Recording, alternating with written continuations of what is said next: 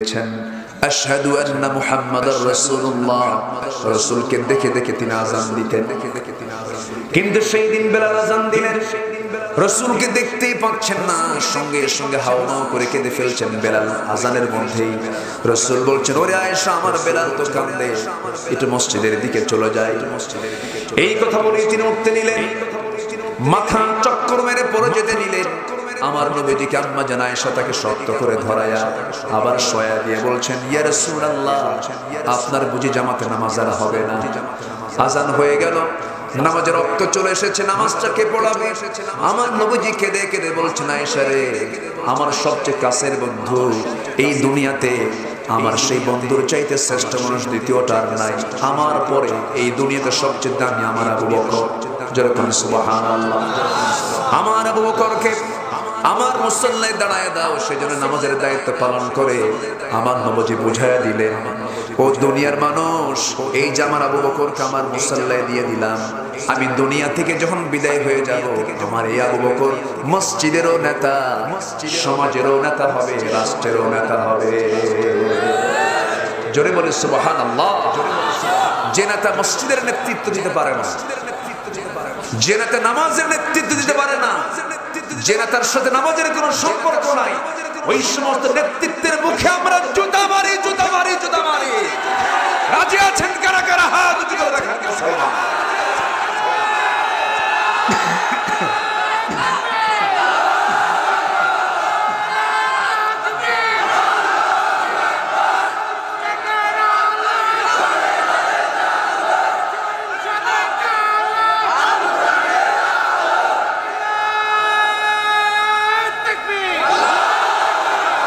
আল্লাহ কবুল করুন, আল্লাহ কবুল করুন। কারণ হাসরের ময়দানে বিপদে পড়া যাবে না। হাসরের ময়দানে প্রত্যেক ব্যক্তিকে তার নেতা সহ ডাকা হবে। কোরআন বলছে, আমি আমার কথা বলছি, কোরআন বলছে, ইয়াওমা নাদউ কুল্লা উনাসিম বিইমামিহিম, সেদিন প্রত্যেক ব্যক্তিকে তার নেতা সহ ডাকা হবে। সেদিন হবে নেতা কর্মীর মধ্যে মারামারি, বাকবিতণ্ডা হবে। আল্লাহ বলবেন, তোমাকে আজকে জাহান্নাম যেতে হবে। কর্মী বলবে, আল্লাহ আমার দোষ নাই, নেতা আমারে বলছে। নেতা বলবে, আল্লাহ আমি ওরে বলছি দেখে ও শুনলো কেন? কি কথা কি বুঝতেছেন আপনি? গন্ডগোল শুরু হয়। এই গন্ডগোল আমরা চাই না। যে নেতা আমার জন্য জান্নাতের কারণ হবে, তিনি হবেন আমার দুনিয়ার লিডার। দুনিয়াতে তিনি আমার নেতা হবেন, দুনিয়াতে তিনি যে নেতৃত্বের কারণে আমার জান্নাতের কারণ হয়ে যায়।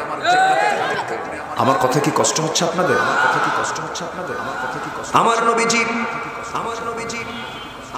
যখন বলে দিলেন, আবু বকর আমার মুসাল্লায় নামাজ পড়াবে, ঘোষণা হয়ে গেছে, নামাজে দাঁড়িয়ে পড়েছেন। আমার নবীজি শুনতে পেলেন আকামত শুরু হয়ে গেছে। রাসূল কেঁদে কেঁদে বলছেন, আয়েশা রে, আমাকে একটু নিয়ে যাও তো, জানালার কাছে দাঁড় করায় দাও, আমি একটু নামাজের দৃশ্য দেখতে চাই। যখন তাকে নিয়ে যাওয়া হলো, শক্ত করে ধরলেন। নবীজি নিজের চোখে দেখতে পাচ্ছেন সাহাবীরা নামাজ পড়ে আর চোখের পানি ফেলে ফেলে কান্দে। সাহাবীদের কান্নার আওয়াজ নবীজির চোখ থেকে পানি বের করে দিয়েছে। রাসূল কাঁদতেছেন। আম্মা জান আয়েশা বলেন, ইয়া রাসূলুল্লাহ, আপনার চোখে পানি কেন? সাহাবীরা তো নামাজ পড়ে। এই তো কোনো দুঃখের কারণ নয়। রাসূল বলছেন, আয়েশা রে, মানুষ কান্না চোখ থেকে পানি কখন বের করে? দুইটা মুহূর্তে, একটা হলো চরম দুঃখের সময়, আর একটা হলো চরম আনন্দের সময়। আমার যে চোখের পানি দেখছো আয়েশা রে, আল্লাহর কসম করে বলি, এই চোখের পানি আমার চরম আনন্দের চোখের পানি। আয়েশা রে, তুমি সেই সময় জানো না, ওই মক্কার মানুষ আমাকে নামাজ পড়তে দেয় নাই। নামাজ পড়তে গিয়েছি আমি, রুকুতে যাওয়ার সঙ্গে সুরবাসাইনা মহিলা আমার পিঠের উপরে উঠে পচা নারী করে চাপায়া দিয়েছে, নামাজ পড়তে দেয় নাই। আমি তায়েফের ময়দানে কালিমার দাওয়াত দিতে গেছি, আমাকে ফুল দেয় নাই, আমাকে কোনো খাবার দেয় না, আমাকে চোখা চোখা পাথর মেরে মেরে আমাকে রক্তাক্ত করে বিদায় করে দিয়েছে। তায়েফের ময়দানে রক্ত ঝরিয়েছি, মক্কার মাটিতে কাফের মুশরিকরা আমার সাহাবীদেরকে মেরে মেরে টুকরো টুকরো করে শহীদ করে দিয়েছে। এই নামাজ কায়েমের সংগ্রাম করতে গিয়ে আমাকে ঘরবাড়ি ছাড়তে হয়েছে। এই নামাজ কায়েমের সংগ্রাম করতে গিয়া উহুদের ময়দানে আমার দুটো দাঁত ভেঙে ফেলে দিয়েছে। কপালের ভিতরে লোহার ফলা ঢুকে দিয়েছি। খন্দকের পরীক্ষা খনন করার সময় কোদাল দিয়ে মারতে মারতে, কোদাল দিয়ে মাটি খনন করতে গিয়ে আমার কোমরটা কুঁজো হয়ে গেছে।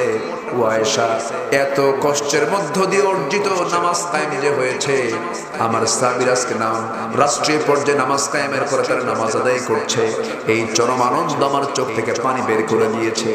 আয়েশা, আমি মনে হয় বাঁচবো না, আমি দুনিয়া থেকে বিদায় নিয়ে নেবো। আয়েশা, আমাকে একটু শোয়া দাও। শোয়া দেওয়া হলো।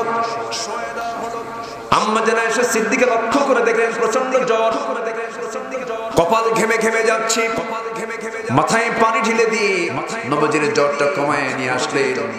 আম্মা জান আয়েশা বলেন, রাসূল বলছেন, আয়েশা আমাকে কোনো বালিশ দিবা না, তুমি তোমার উরুটা আমার সামনে একটু বিছায়া দাও। নবীজি আম্মা জান আয়েশার উরুতে শুয়ে থাকলেন।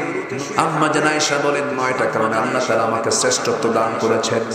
আমি আয়েশা, আমার বিয়ের সংবাদ আল্লাহ তাআলা আসমান থেকে পাঠিয়ে দিয়েছেন। আমি আয়েশার দিকে ধন্য মনে করি। 9 বছর বয়সে আমি নবীজির স্ত্রী হয়েছি।